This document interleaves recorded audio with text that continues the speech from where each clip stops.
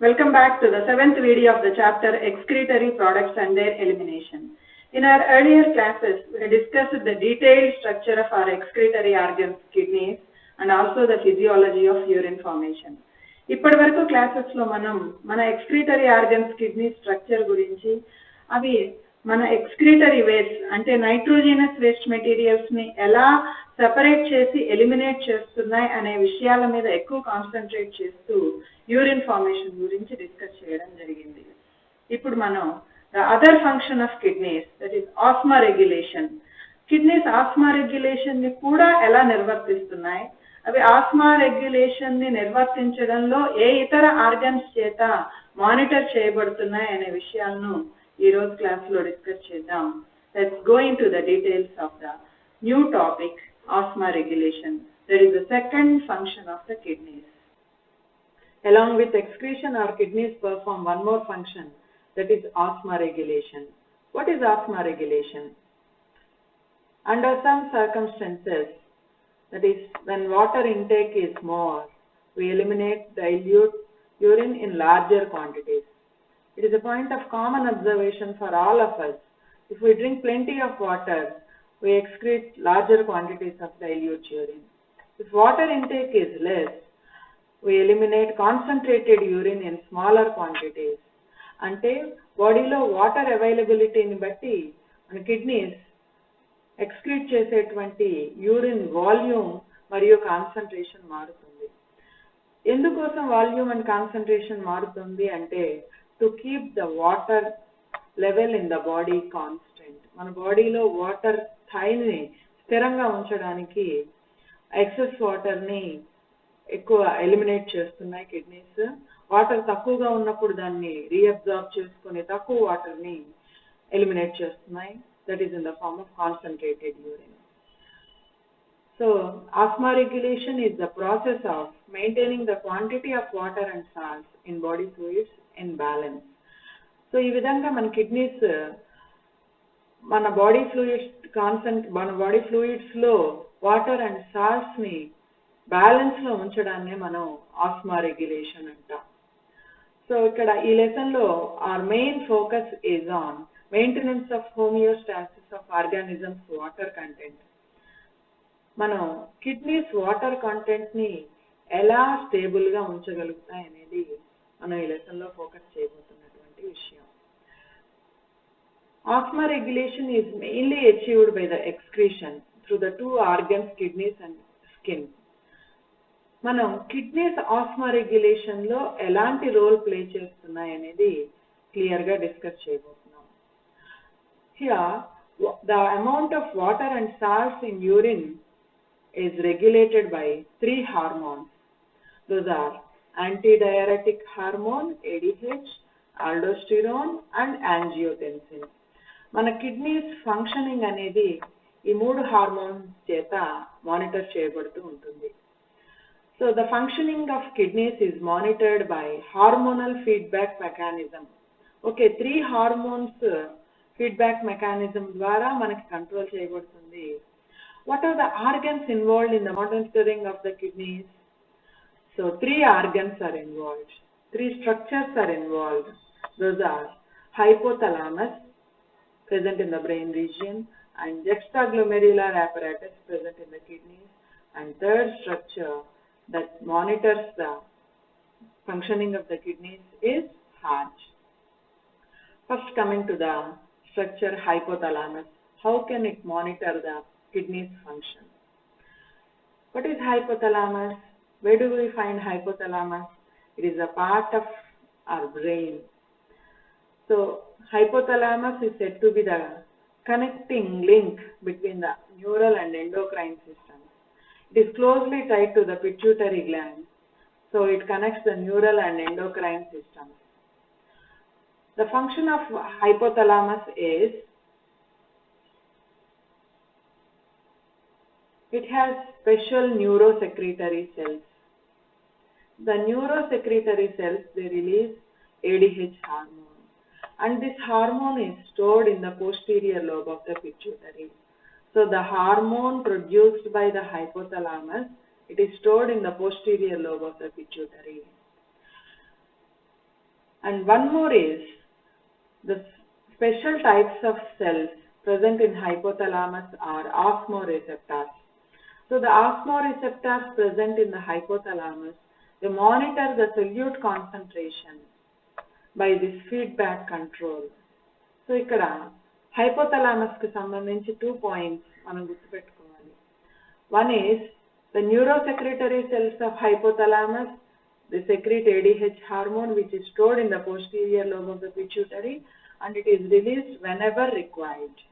And second point is the osmoreceptors present in the hypothalamus, they monitor the solute concentration in the blood. ఇక్కడ ఎలా monitor చేస్తాయి ఈ hypothalamus monitoring ఎలా జరుగుతుంది అని చూసినప్పుడు మనం దాన్ని 2 parts గా డివైడ్ చేసి నేర్చుకుందాం. ఒకటి మన బాడీలో వాటర్ క్వాంటిటీ తక్కువ ఉన్నప్పుడు, ఇంకొకటి ఎక్కువ ఉన్నప్పుడు. First, when water intake is less or when there is excess loss of fluid from our body, what happens? Then that is detected by the osmoreceptors.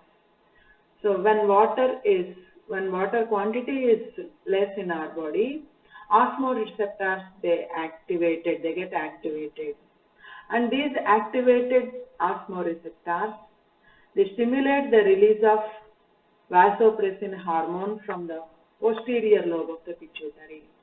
So body fluids lo manaku water quantity takku unnappudu aa vishayanni osmoreceptors grahinchi avi activate avutayi.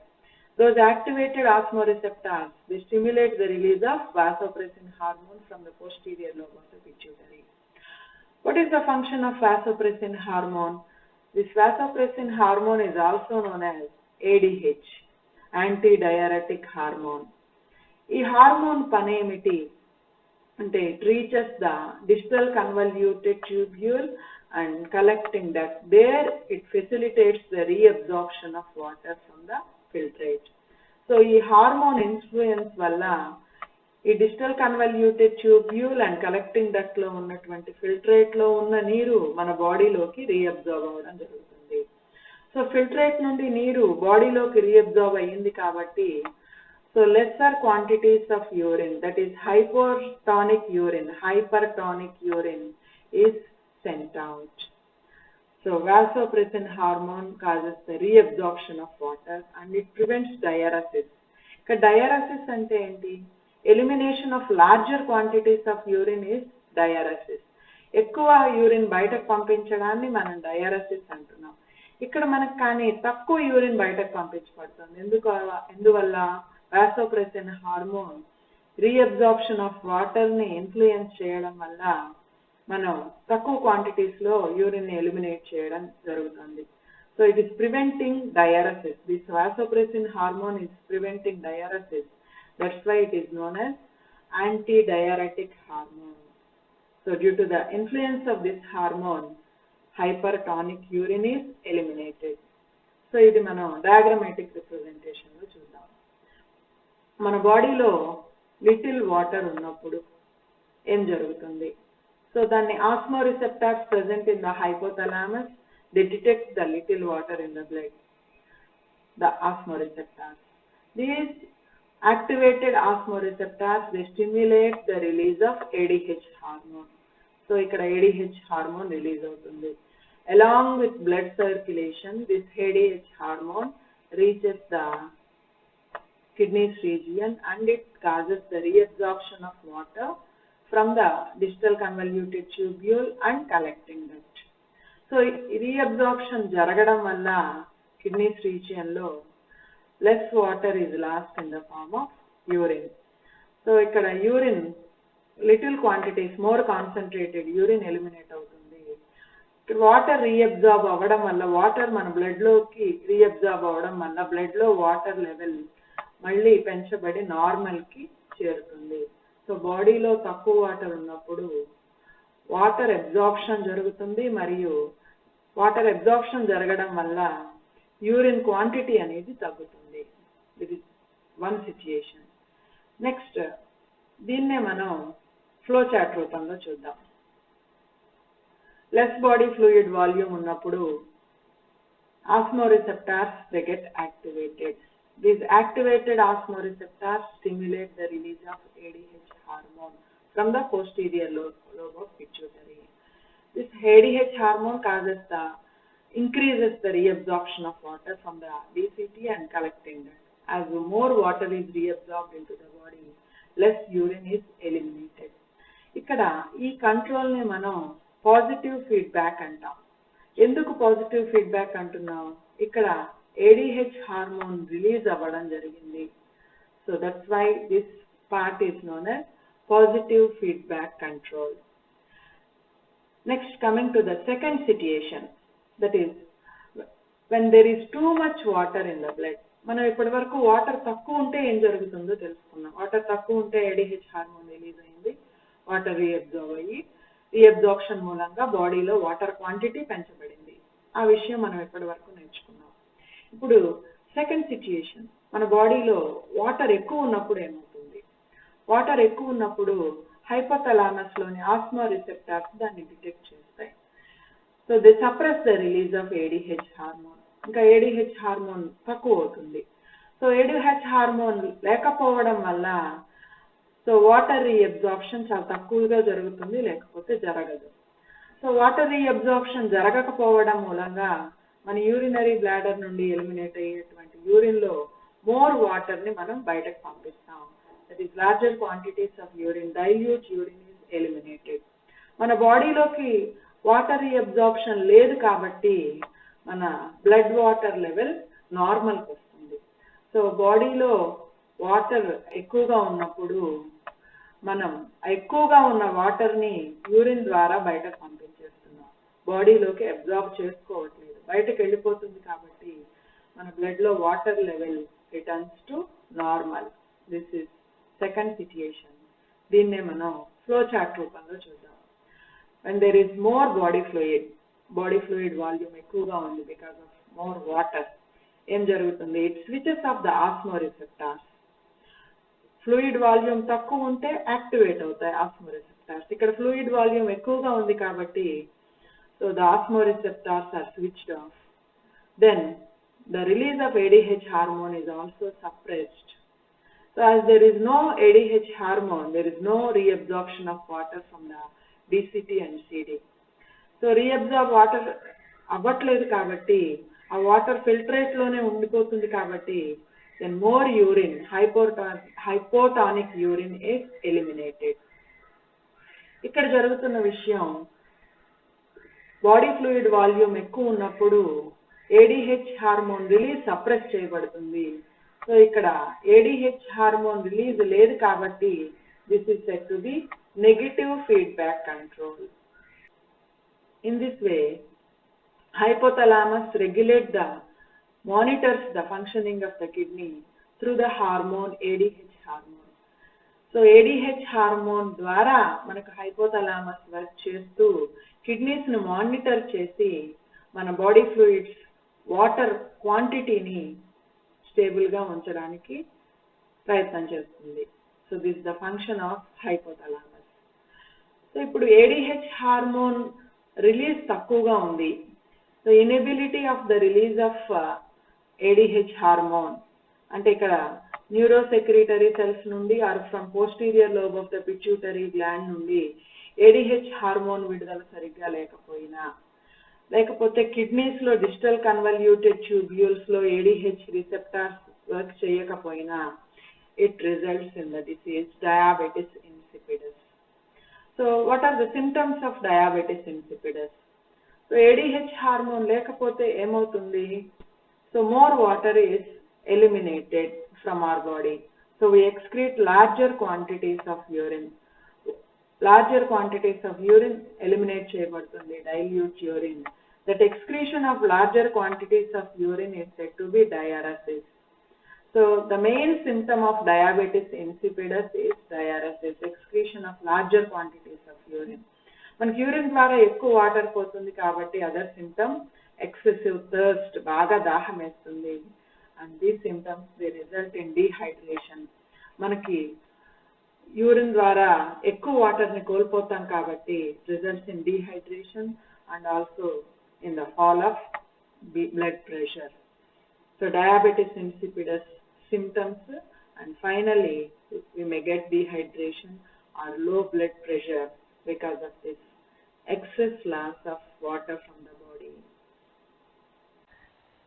Let's discuss the second structure that monitors the functioning of the kidneys, that is juxtaglomerular apparatus. Simply we can call as JGA, juxtaglomerular apparatus. The word juxta means next to. As this apparatus is located close to the glomerulus, the name juxtaglomerular apparatus is given to it. Here, this apparatus, it plays complex regulatory role. అంటే మనకు hypothalamus first structure ADH hormone రిలీజ్ని ఎక్కువ చేయడం మరియు suppress చేయడం మూలంగా simple regulatory రోల్ని play చేస్తుంది. But this apparatus plays complex regulatory role and it operates through a special system known as RAS, renin-angiotensin-aldosterone system. So before going to this working of this JGA, I'll discuss the structure of this apparatus first. This apparatus is made up of mainly two parts, macula densa and juxtaglomerular cells. మనకు apparatusలో రెండు structures main role play చేస్తాయి. అవి distal convoluted tubule and efferent arteriole. ఇక్కడ distal convoluted ట్యూబ్యూల్లో ఉన్నటువంటి macula డెన్సా and efferent ఆర్టీరియోల్లో ఉన్నటువంటి జక్స్టాగ్లోమెరులార్ cells, ఈ రెండు కలిపి జక్స్టాగ్లోమెరులార్ apparatusగా ఏర్పడతాయి. Now we'll discuss the each part in detail. The first part is this juxtaglomerular apparatus is macula densa. So macula densa ekkada ఏర్పడుతుంది అంటే it is present in the wall of the distal convoluted tubule. The wall of DCT is lined with epithelial cells. Observe the epithelial cells here. These are modified epithelial cells. They are looking tall, dark, thick cells. These modified, crowded, tall, dark epithelial cells, they form this macula densa. So, ఇవి ఏర్పరచిన దాన్నే మనం macula densa అంటాం. So, the crowded, modified epithelial cells of distal convoluted tubule, they form the macula densa. మరి what is the function of this macula densa? These cells, they act as chemoreceptors. అంటే ఇవి digital convoluted ట్యూబ్యూల్లో flow అవుతున్నటువంటి ఫిల్ట్రేట్లో ఉన్న సోడియంని sense చేస్తాయి. So they act as chemoreceptors. So వాటిని sense చేసి అవి ఏం చేస్తాయి? This macula densa, it stimulates the juxtaglomerular cells. That is the second part of JGA.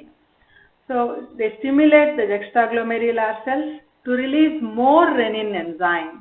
ఇవి డైరెక్ట్గా ఎంజైమ్ని ఏమీ రిలీజ్ చేయవు, కానీ జక్స్టాగ్లోమెరులార్ సెల్స్ని స్టిమ్యులేట్ చేసి అవి ఆల్రెడీ రిలీజ్ చేస్తున్నటువంటి రెనిన్ ఎంజైమ్ని ఇంకా ఎక్కువగా రిలీజ్ చేసేట్టుగా చేస్తాయి. This is about the structure and function of macula densa. Now I'll go to the second part of JGA, that is juxtaglomerular cells. Where do we find these juxtaglomerular cells? These cells are found in the wall of efferent arteriole. We know this efferent arteriole, it brings blood to the glomerulus. So in the wall of the efferent arteriole, some smooth muscle cells are modified and they form juxtaglomerular cells. So ikkada efferent arterial wall lo unnatuvanti konni smooth muscle cells modify ayyi juxtaglomerular cells ni ఏర్పరుస్తాయి. What is the function of these juxtaglomerular cells? They act as baroreceptors. Baro means they detect the pressure changes. These juxtaglomerular cells are the BP measuring devices, blood pressure measuring devices present in the glomerulus. మనకు efferent arteriole ద్వారా glomerulus లోకి blood ప్రవేశిస్తుందని తెలుసు. So ఎంత ప్రెషర్తో ఈ blood efferent ఆర్టీరియోల్లోకి ప్రవేశిస్తుంది అనే దానిని గమనించేది, measure చేసేటువంటి సెల్స్ జక్స్టాగ్లోమెరులార్ సెల్స్. మెజర్ చేశాక ఇక్కడ ఫిల్ట్రేషన్ జరుగుతుంది గ్లోమెర్యులస్లో. మరి జెక్స్ట్రాగ్లోమెర్యులర్ సెల్స్ వీటి వర్క్ ఏమిటి అంటే, వీటి ఫంక్షన్ ఏమిటి అంటే, whenever the blood flow decreases, ultimately the glomerular blood flow decreases, then that is recognized by these juxtaglomerular cells, and the activated juxtaglomerular cells, they release this renin enzyme into blood. ఎప్పుడైతే efferent arterial ద్వారా blood ఇక్కడ ప్రవేశించిందో, లోపలికి గ్లోమెర్యులస్లోకి ప్రవేశిస్తుందో, దాని వాళ్ళలో ఉన్నటువంటి జెక్స్ట్రాగ్లోమెర్యులర్ cells ప్రెషర్ని measure చేసి ఒకవేళ blood pressure తక్కువగా ఉన్నట్లయితే అవి యాక్టివేట్ అయ్యి రెనిన్ ఎంజైమ్ని బ్లడ్లోకి రిలీజ్ చేస్తాయి. This is the function of the juxtaglomerular cells. So what is juxtaglomerular apparatus here? Macula densa together with this juxtaglomerular cells, these two structures, they together form this juxtaglomerular apparatus. We can define this juxtaglomerular apparatus as the region of the nephron.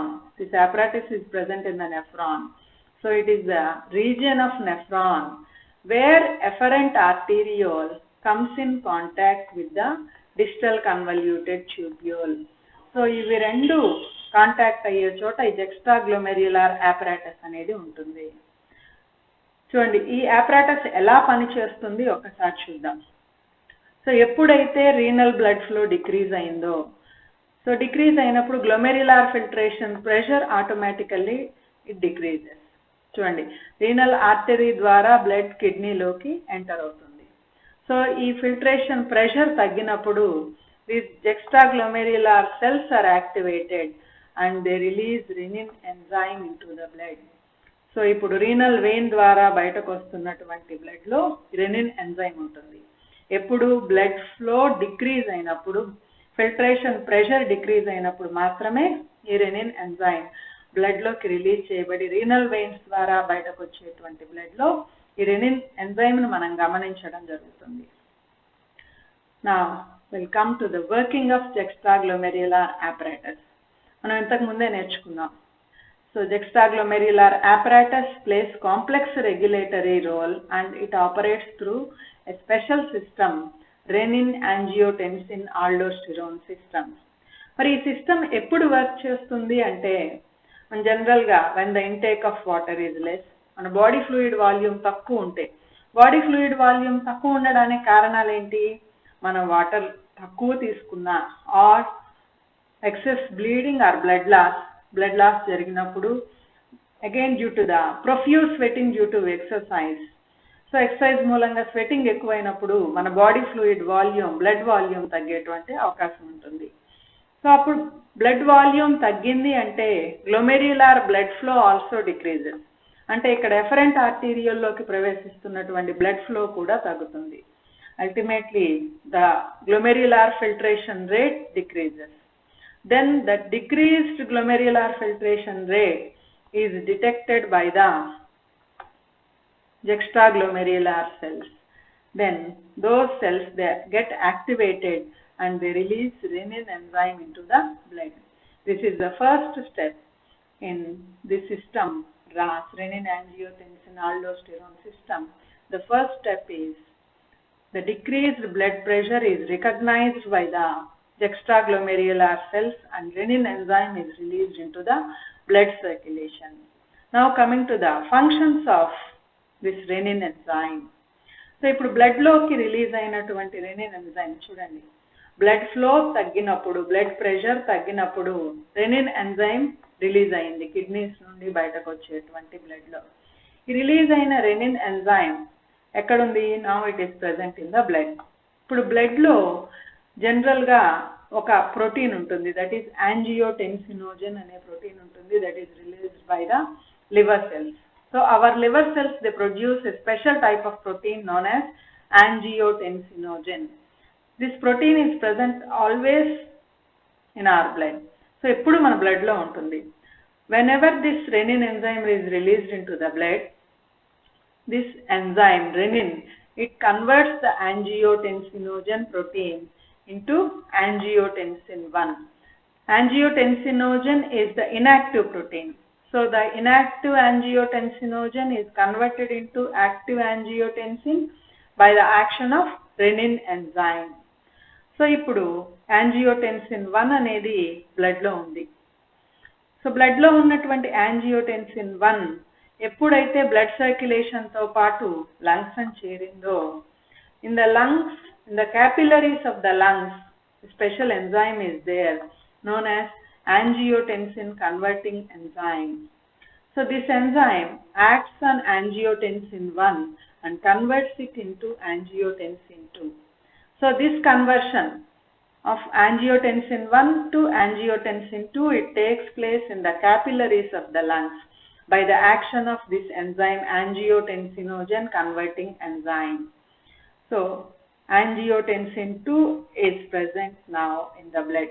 ఇప్పుడు ఈ conversions జరిగి బ్లడ్లో angiotensin 2 ఉంది. Now we'll discuss the functions of angiotensin 2. మనకి blood flow తగ్గినప్పుడు rennin enzyme release అయ్యి, rennin enzyme అల్టిమేట్గా మనకి యాంజియోటెన్సిన్ 2 రిలీజ్కి కారణమైంది. Now what are the effects of this enzyme, angiotensin 2? So this enzyme, this angiotensin 2, it acts on the adrenal cortex. So adrenal gland మీద ఉన్నటువంటి కార్టెక్స్లో, adrenal gland లో ఉన్నటువంటి cortex మీద పనిచేసి it stimulates the release of aldosterone hormone. So this angiotensin 2, it stimulates the adrenal cortex to release the hormone aldosterone. So మనం aldosterone hormone విన్నాం ఎక్కడ, selective reabsorption, urine formation లో సెలెక్టివ్ రీఅబ్జార్ప్షన్ దగ్గర facultative reabsorption occurs in distal convoluted tubule and collecting duct అని నేర్చుకున్నప్పుడు మనం aldosterone hormone గురించి discuss చేసాం. This hormone increases the absorption of sodium ions from the distal convoluted tubule and collecting duct. So it stimulates the reabsorption of sodium ions into the blood and medullary interstitium at these two regions, DCT and collecting duct. So ఈ aldosterone hormone ప్రభావం వల్ల మనకి distal convoluted tubule మరియు collecting duct దగ్గర sodium ions blood మరియు medullary ఇంటర్స్టిషియంలోకి absorb చేయబడతాయి. దేని నుండి? ఫిల్ట్రేట్ నుండి. సో ఫిల్ట్రేట్లో ఉన్నటువంటి సోడియం అయాన్స్ బయటకు వస్తున్నాయి అంటే ఫిల్ట్రేట్ మనకి హైపోటానిక్గా మారుతుంది. మనకి ఆస్మోసిస్ ఆఫ్ వాటర్ ప్రిన్సిపల్ తెలుసు. Water always moves from hypotonic to hypertonic medium. అంటే NaCl బయటకు వస్తే ఇక్కడ ఉన్నటువంటి ఫిల్ట్రేట్ హైపోటానిక్గా మారుతుంది. So it causes the reabsorption of water. Water also moves out of the filtrate into medullary interstitial fluid. అంటే water reabsorption follows the sodium reabsorption. That means this aldosterone hormone directly influences the absorption of sodium ions and indirectly it causes the reabsorption of water. So దీని మూలంగా మనకు water reabsorption కూడా జరుగుతుంది. So water మరి filtrate నుండి blood మరియు medullary tissue ఫ్లూయిడ్లోకి ప్రవేశించింది. So బ్లడ్లోకి water ప్రవేశించడం వలన blood volume increases. As a result, the blood pressure also increases, which ultimately increases the glomerular filtration pressure. As a result, glomerular filtration rate is restored. ఈ విధంగా ఈ Ross system work చేయడం మూలంగా, అంటే Ross system ఎప్పుడు work చేసింది? Glomerular filtration rate తగ్గినప్పుడు work చేసింది. సో ఫస్ట్ రెనిన్ ప్రొడ్యూస్ అయింది. రెనిన్ ప్రొడక్షన్ తర్వాత యాంజియోటెన్సిన్ 2 అయింది. యాంజియోటెన్సిన్ 2 స్టిమ్యులేట్ చేయడం వలన ఆల్డోస్టిరోన్ హార్మోన్ ప్రొడ్యూస్ అయ్యి సోడియం అయాన్స్ వాటర్ రీఅబ్జార్ప్షన్ జరిగి ఆ వాటర్ బ్లడ్లోకి ఎంటర్ అవ్వడం మూలంగా blood volume, blood pressure, glomerular filtration rate normal స్థాయికి రావడం జరిగింది. This the working of RAS, rennin angiotensin aldosterone system. So ఇది పని చేయడం మూలంగా వాటర్ రీఅబ్జార్ప్షన్ సమర్థవంతంగా జరుగుతుంది కాబట్టి హైపర్టానిక్ యూరిన్ ఎలిమినేట్ చేయబడుతుంది రాస్ వర్క్ చేసినప్పుడు. Coming to the flow chart of RAS, ఇక్కడ ఒకసారి రీక్యాప్ చేసుకుందాం. ఇక్కడ RAS system operation is through this juxtaglomerular apparatus. This comes into work when the blood pressure decreases. Blood pressure decrease అయినప్పుడే ఈ juxtaglomerular apparatus అనేది పనిచేయడం మొదలు పెడుతుంది. Now, that low blood pressure is detected by the JG cells and they are activated and they release this enzyme into the blood, renin enzyme. So this renin enzyme, it converts the angiotensinogen, inactive protein released by the liver. So by the action of this renin enzyme, angiotensinogen is converted into angiotensin 1. This is the active one, angiotensin 1 active one. Renin enzyme angiotensinogen మీద పనిచేస్తుంది కాబట్టి this renin enzyme is also called angiotensinogenase. So by the action of renin enzyme, inactive angiotensinogen is converted into angiotensin 1. Now when this reaches the capillaries of the blood along with blood circulation, this angiotensin 1 is converted into angiotensin 2, that is in the capillaries of lungs. And the function of angiotensin 2 is it stimulates the adrenal cortex to release the aldosterone hormone. Aldosterone hormone function enti, it increases the reabsorption of sodium and then indirectly influences the reabsorption of water. So as a result of water reabsorption, the blood volume increases, which ultimately increases the blood pressure and glomerular filtration rate is restored. ఈ విధంగా Ross system పనిచేయడం వలన ఇది ఎప్పుడు పనిచేస్తుంది, లో glomerular blood pressure టైంలో పనిచేసి ఆపరేట్ అవ్వడం మూలంగా ఈ రియాక్షన్స్ అన్నీ జరగడం మూలంగా మళ్ళీ ఫిల్ట్రేషన్ రేట్ యథాస్థితికి వస్తుంది. ఫిల్ట్రేషన్ ప్రెషర్ పెరిగి ఫిల్ట్రేషన్ రేట్ అనేది రెస్టోర్ చేయబడుతుంది. This is about the Ross.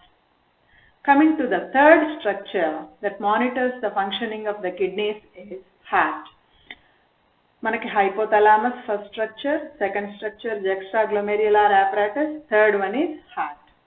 ఈ హార్ట్ ఎలా మానిటర్ చేస్తుంది కిడ్నీస్ ఫంక్షన్ని అంటే this is also through another mechanism that is ANF or ANP mechanism. It is this mechanism, it acts as counter check on RAS. RAS మనకి glomerular blood pressure తగ్గినప్పుడు పనిచేస్తుంది. ఇది ఈ mechanism glomerular blood pressure increase అయినప్పుడు పనిచేస్తుంది. ఈ రెండు కూడా counter acting operating systems. So what is the meaning of full form of this ANF? Atrial natriuretic factor. It is also known as atrial natriuretic peptide. So this helps in asthma regulation. This is a peptide hormone. ANF is a peptide hormone. It is released from the atrial wall. అందుకే మనం atrial అనే word use చేసాం. As it is released by the wall of the atrium, the name atrial natriuretic factor is given. What is the meaning of natriuretic?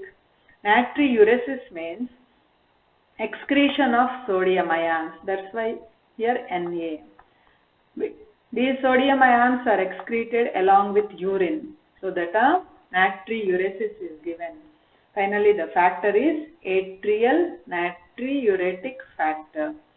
So ఇక్కడ గమనించండి, ఈ factor ఏం చేస్తుంది, sodium ions ని ఎక్స్క్రీట్ చేసేసి చూస్తుంది.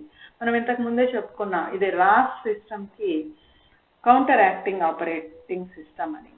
అంటే రాస్ లో మనకు సోడియం అయాన్స్ ని రీఅబ్జార్బ్ చేసుకోవడం జరుగుతుంది. ఇక్కడ ANF విషయంలో సోడియం అయాన్స్ ఎక్స్క్రీట్ చేయబడతాయి. సో ఈ సిస్టమ్ ఎలా ఆపరేట్ చేయబడుతుంది అనేది చూద్దాం.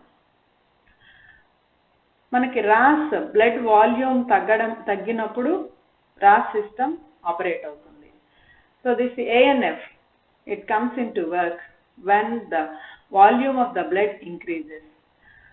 So blood volume increase అయినప్పుడు more blood reaches the right atrium. When the blood flow to the right atrium increases, it causes the stretching of the wall of the right atrium. The stretched wall of right atrium, it releases this hormone AMP. So ఎక్కువ blood heart కి చేరడం మూలంగా atrium యొక్క wall stretch అయ్యి ఆ stretch అయినటువంటి right atrial wall మనకు ఏఎన్పిని రిలీజ్ చేస్తుంది. So what is the function of this ANP? It causes the vasodilation. Vaso means blood vessels, dilation అంటే వెడల్పుగా చేస్తుంది. సో ఇది బ్లడ్ వెజల్స్ని వెడల్పుగా చేస్తుంది కాబట్టి it causes the decrease in blood pressure. Blood pressure decrease అవుతుంది. And one more function of this ANP is it causes the excretion of sodium ions. అంటే ఎక్కువగా ఉన్నటువంటి వాటర్ సోడియం అయాన్స్ బయటకు ఎక్స్క్రీట్ చేయబడతాయి కాబట్టి వాల్యూమ్ ఆఫ్ ద బ్లడ్ కూడా తగ్గుతుంది. So blood pressure కూడా తగ్గి నార్మల్గా రెస్టోర్ చేయబడుతుంది. అంటే ఈ సిస్టమ్ మనకి బ్లడ్ ఫ్లో ఎక్కువ ఉన్నప్పుడు వర్క్ చేస్తుంది. దీని ఫలితంగా బ్లడ్ ఫ్లో అంటే బ్లడ్ వాల్యూమ్ తగ్గించబడుతుంది, బ్లడ్ ప్రెషర్ నార్మల్కి తేబడుతుంది. So this is about the ANF mechanism. Diagrammatic representation ఒకసారి గమనిద్దాం. సో మనకి ఎప్పుడైతే బ్లడ్ వాల్యూమ్ పెరిగి ఎక్కువ బ్లడ్ రైట్ ఏట్రియంని రీచ్ అవుతుందో ఇప్పుడు stretched wall of right atrium releases this ANP. So ఈ ఏఎన్పి ఏం చేస్తుంది? It causes the vasodilation. Vasodilation అంటే బ్లడ్ వెజల్స్ వాల్స్లో ఉన్నటువంటి స్మూత్ మజిల్స్ రిలాక్స్ అయ్యి డైలేట్ అవుతాయి. చూడండి, this is normal blood vessel. నార్మల్గా ఉన్నప్పుడు బ్లడ్ ఫ్లో అవుతుంది. ఏఎన్పి ఎఫెక్ట్ మూలంగా ఈ బ్లడ్ వెజల్ అనేది డైలేట్ అయ్యింది. Same quantity of blood is flowing in to the dilated blood vessel, going through the dilated blood vessel. అంటే మరి సేమ్ క్వాంటిటీ ఆఫ్ బ్లడ్ కాబట్టి ఇక్కడ డైలేట్ అయింది కాబట్టి బ్లడ్ ప్రెషర్ అనేది తగ్గించబడుతుంది. So blood pressure is reduced. This is one effect of ANP. Second one is it causes the excretion of sodium ions and water.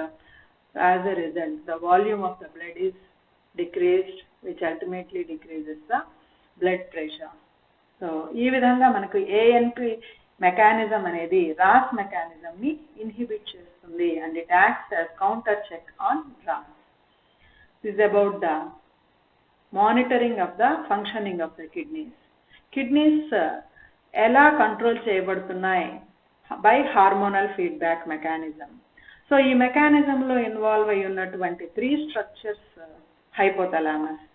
ఇది ఎలా మానిటర్ చేస్తుంది kidney ఫంక్షనింగ్ని? ADH హార్మోన్ రిలీజ్ చేయడం ద్వారా హైపోథలామస్ రెగ్యులేట్ చేస్తుంది. And second structure juxtaglomerular apparatus.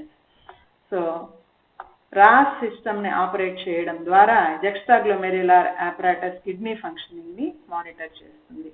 And third one is heart. ఇది ANP mechanism ద్వారా kidneys ఫంక్షనింగ్ని మానిటర్ చేయడం జరుగుతుంది. This is about the monitoring of the functioning of the kidneys related to Asma regulation.